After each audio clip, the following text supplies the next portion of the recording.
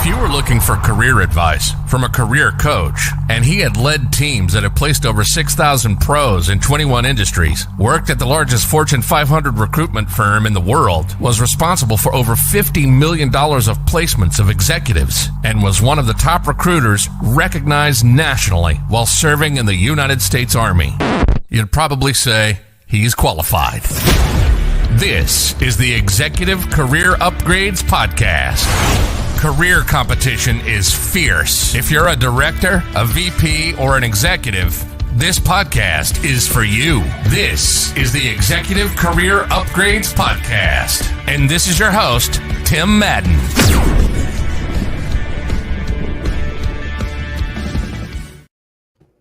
All right. Hey, welcome to the Executive Career Upgrades Podcast. My name is Tim Madden, and this is Christina Madden. And hey, we help those in corporate America land jobs they love quickly. We do a lot of other stuff, but for the sake of time, we go live each week inside the Executive Career Network, fastest growing career network on Facebook. Guys, we just hit 8,000 people. It's freaking crazy across the globe, Christina. So like 7,000 in America, and we have people in Spain, all over the world. It's freaking crazy. So, hey, if you're watching the Executive Core Network, we really appreciate you. Comment below. Let us know that you're here live with us. And, hey, we have friends over at LinkedIn and YouTube where we're streaming to as well. Hey, everyone. Hope you're doing well today. And we upload to everywhere on the internet. So do me a favor. If you're listening to this on iTunes right now, if we give you anything valuable today or anything on this segment, helps you or maybe can help a friend, share it with them. And hey, leave us a review over on iTunes. We'd really appreciate it. And the last thing before we get started, as always, right, we have had about 300 offers come in this year for individuals in the Executive Career Upgrades coaching program. They've ranged from, six figures all the way to $1.2 million in total compensation. So, hey, if you need a little bit of extra help in your career to get somewhere quickly, you can go on over to execupgrades.com/podcast, schedule a call with our team. Christina, are you ready to get started? I'm ready. And hey, for those of you who are not in our Facebook group, definitely get over there because we're talking about how to be your biggest advocate today. That is one of my favorite ways you can do that is get connected. We do live coaching, tons of content. So be sure to get connected. Excellent. Ron asked, are you a headhunter? Ron, we used to be. So we'll take a question before we get started. Ron, yes, we used to be headhunters, Ron, but here's what happens, right? This is my favorite story. Maybe we shouldn't go into that. That's like a long story. This is my favorite story. Go ahead. I'm just saying this is my favorite story ever. I was just talking about it at dinner last night. We were like, hey, how are we going to tell our story? I'm like, man, we got to start way back when we were headhunters. So you go ahead, tell the story. So Ron, we used to be headhunters here. We actually grew a business pretty large. Actually, we grew a business that almost did, eight figures inside of 5 years. We had lots of clients around America, and we were headhunters. One of the downsides to doing that was, even though we were really successful helping a lot of people, what happened was, here's the way a headhunter works. We go get a client. We have people, right? We connect them. And at the end of the day, we send 3 to 5 people and only one gets the job. Right. So as a headhunter, one of the disadvantages is 1 year you could place 100 people. I mean, well, that'd be a phenomenal year. But let's say you did 20 placements, that's 100 people who probably didn't get hired. And then you screen people. Right. So at the end of the day, it wore us down that, hey, it's nice to do those one placements.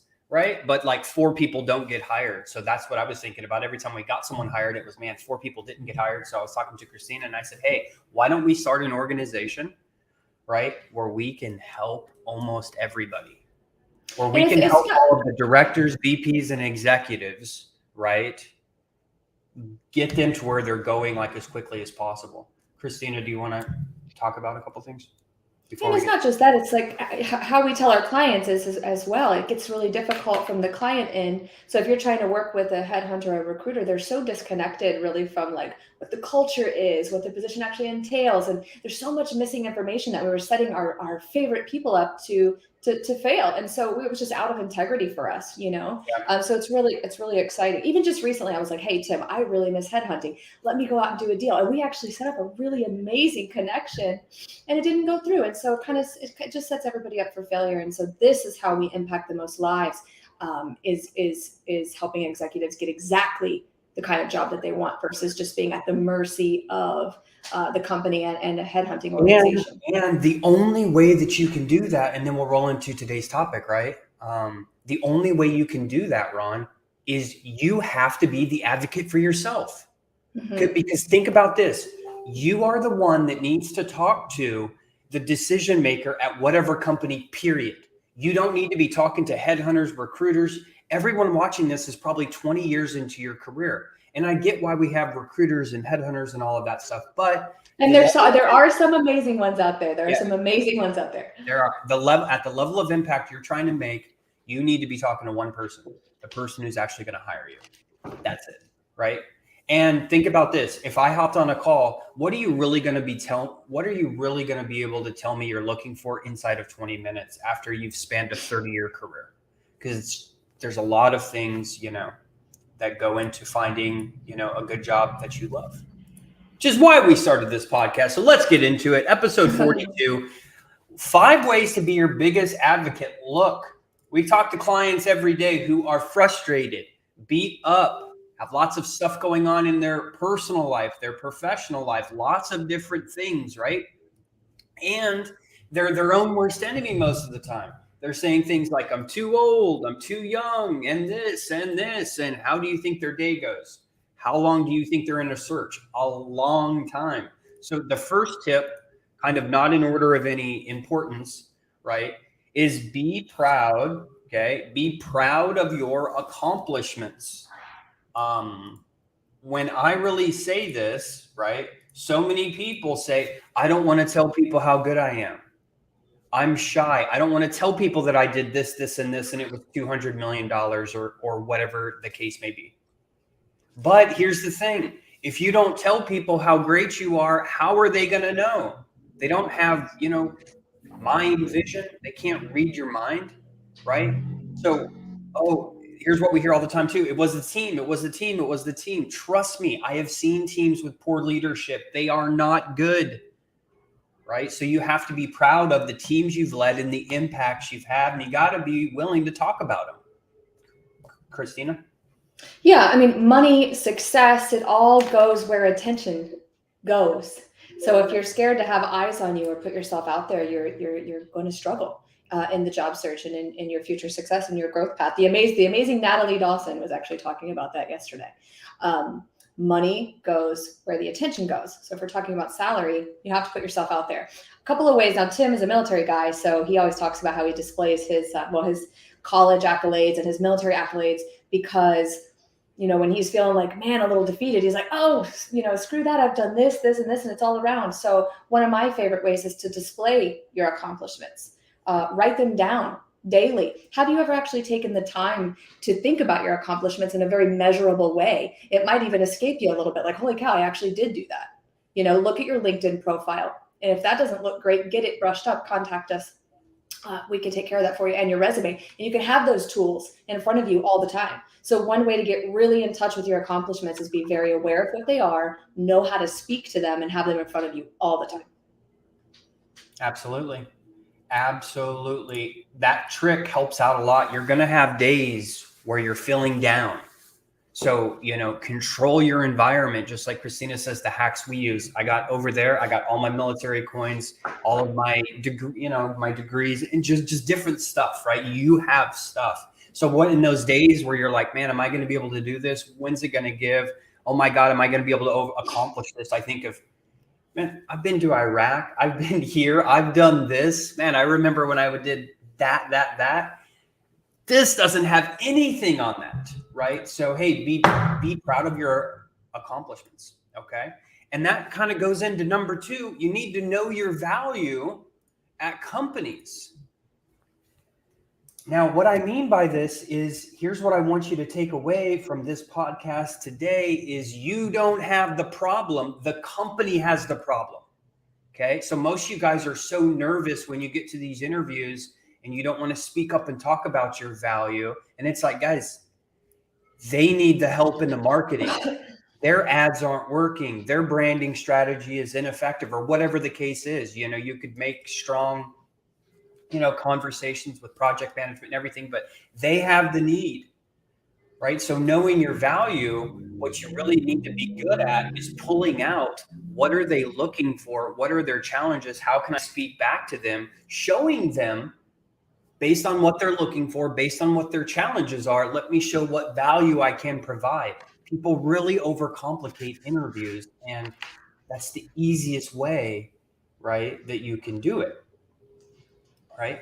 And that's a complete mindset flip. And that's going to take a little practice.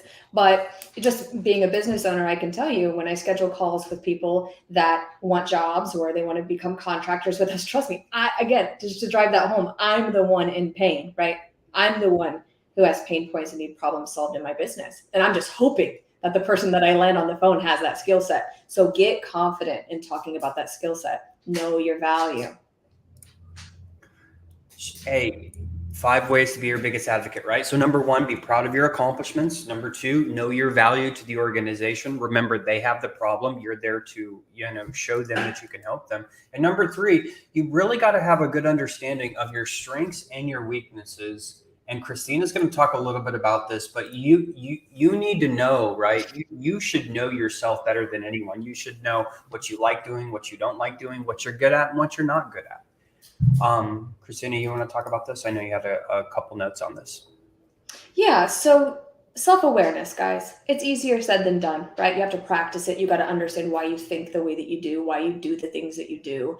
And one way to do this is to come up with your target. Let's say you're already in a role and you're looking to grow inside that role, or you're in a job search. Okay. You know what the target is, you know what the role is, you know what the salary is. You have to start to take action toward that goal, to actually collect the data around your strengths and weaknesses, right? We kind of know what they are in life. We know what they are in fitness and health and relationships and communication, but oftentimes we don't know what that data looks like, what our strengths and weaknesses are, until we start moving toward a target. And we have to be, not too scared to make what we could perceive as mistakes, right? Again, it's strengths and it's deficits. And you have to collect data moving toward the target and not be scared. So you have 2 choices: move forward, stay where you are, right? And along the way, your strengths are revealed and your weaknesses are revealed. And these are things you can get really excited about. I don't even like using the language weaknesses, right? But it gives you an idea of where to start, with self-development. Another way to do this is, guys, hire a coach. If you want to get to this really, really fast, and not have to struggle through the journey of figuring out where you're strong and where you're weak, get a coach. They can help you identify that really fast. It tends to reveal itself a lot faster when you get help. I'd love to help you with that. Shameless plug here, but this is what we help our clients with. Yeah, and it could be multiple things, right? Just because you're not in a career search doesn't mean you don't necessarily need a coach. Me and Christina have multiple coaches, right? But the fact of the matter is, right, once we identify things that we want to work on, whether it's our leadership ability, our procrastination, which everyone has, or no matter what it is, right, there's things that you can do to, and people that you can hire that can really help you in that area. So I absolutely recommend that. Plus, hey, sometimes you have to develop yourself into a new you. Think about this. Imagine the guy who keeps getting promoted, the guy or girl in corporate America, but they don't get any training. Here's what I mean of how to be a better individual contributor or how to be a better leader. People go from not managing anyone to 100 people really quick with no framework in mind. If that happens to you, hey, get someone to help you with that. Hey, number 4, ways to be your biggest advocate. Know what type of environment really enables you to be inspired and to do the best work possible. Christina, you want to get us started on this one? Yeah, and it always goes back to self-awareness. It's so interesting. Week after week with our clients, it's like, hey, we're landing back at self-awareness. We're landing back at self-awareness. But yeah, it's have you taken time to sit down and think about your ideal situation, right? Knowing yourself well enough that you know what environment you need to be in to do your best work. Like, what inspires you? What motivates you? Actually, motivation just kind of stops after a while. So you have to know what your why is also within that. Environment wise, Tim, maybe you want to touch on this a little bit, but like what does the work environment need to look like? Because the dynamics inside these companies are changing pretty rapidly, whether it's a remote role. It's not only that. When people say like, I want to work for a good company, we don't even know what that means, you know, and what kind of boss are you going to resonate with? Sometimes, right? This just goes to show you how much goes into actually getting like the job that you love. There's so many components to it. And when we talk about culture, you know, I could get along with someone, say, who's maybe a boss of mine. I might be able to get along with him really well. And Christina maybe not for whatever reason. So you need to know, right? What type of leader do you typically excel best at? Someone who gives you creative space and really doesn't bother you, or someone who you could say micromanage, or we could just say who keeps you on track daily with your targets, right? So what kind of environment, you know, is best going to be for you? Because working in a place that you don't love, and you don't like your team, and you don't like your boss, and you really don't like anything about it, what are you possibly still doing there? That is like hurting your life so much, right? And, you know, we make jokes all the time about ideal situations. You know, we live in Florida because of warm weather, sunny beaches, and no state taxes. And then we always kind of chuckle, right? But hey, if you want to live in Minnesota because you like ice fishing, great. Hey, live in Minnesota. So, right, location, team, company, what they stand for, what is going to be best for you? And have you ever even written that down and have awareness over it? Most people we work with, 30 years experience, never really thought about this in their whole career. It's interesting. And, you know, a couple of our favorite mentors, they travel the world, right? They're on tour right now, but they love Scottsdale, Arizona. And they did this whole teaching on, oh my God, like we just thrive there. That's why we live there. Like guys, we forget, we get to choose where we live. We get to choose where we work. You know, I coach our clients a lot because humans become drifters, right? Where life is just happening to them and not for them. And this is all about getting in the driver's seat of your future. So there's a lot of moving parts to that. Sometimes it can feel a little scary, or like, you convince yourself you don't have the power to create the environment that you want to work in. And then also know that you do have the ability to impact companies and change the environment and create a better environment for yourself and others. So you want to think about that going into a company as well. Do you have the autonomy to do that and change things up and flip the script once you get inside the company, which is really cool. Last thing, which we should have probably put as number one, but like I said, we weren't doing no specific order. Hey, get laser focused, get super specific on your end goal and create a roadmap. So when we talk about your career, right, and ways to be your biggest advocate, how could you not set yourself up for success of simply saying, this is what I want in my career. This is my plan over the next couple of years. Hey, I only have 10 more years to work, right, that I want to work. Hey, how can I position myself? So really, hey, do you have a plan for your career? Okay. Do you have a specific goal? Do you have even a basic roadmap of how to get there? Do you know how much longer you're going to stay at your current job? Are you able to get promoted? When should you start looking? Hey, are you going to have to, you know, enroll in a leadership program, right? By the way, we're launching one. So you email me at tim@execupgrades.com. Or there could be, hey, it could be something else, right? You could need more certifications or something along that. Hey, so start thinking, hey, get specific on your end goal for your career and start creating a roadmap. Christina, you want to talk about a couple of things they should consider as well?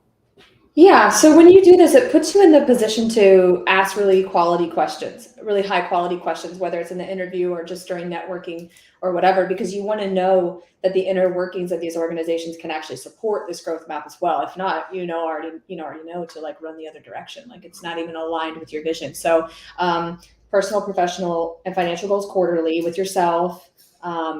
Write them down daily. So real simple. Everyone's always asking me, oh my God, where's do you have some sort of fancy planner that I need to get or whatever? 10X, my favorite brand. No secret there. Another good brand. It's just a yellow legal pad. Yeah, well, I was going to say, many of you already have that, but I use this really the most. I'm just all the time writing things down. And stuff changes for me daily. So Write this stuff down daily. Keep a notebook. Gosh, I even carry a notebook in my purse. I don't know who I'm going to meet. I don't know what golden nugget I need to write down, what event I'm going to end up at. You have to stay in touch with yourself every single day and your goals. I agree. Any final comments? No. Awesome. Well, hey, thanks for joining us for episode 42. Hey, 5 ways to be your biggest advocate. I'll recap them really quick. Let's just start with the last one. Hey, having a goal in mind and creating a roadmap for the rest of your career. If it's too difficult for you to figure out, maybe get with a mentor that, is above you, right? Another one is, what environment is really going to empower you to do your best work? What are your strengths and weaknesses? Know your value and be proud of your accomplishments. Hey, as always, if you are starting a new job and you need help, being a better leader, you are in a career search and you want to get this new role quickly, go on over to execupgrades.com/podcast, book a call with our team to see if we are able to help. Until next week, have a great day, everyone.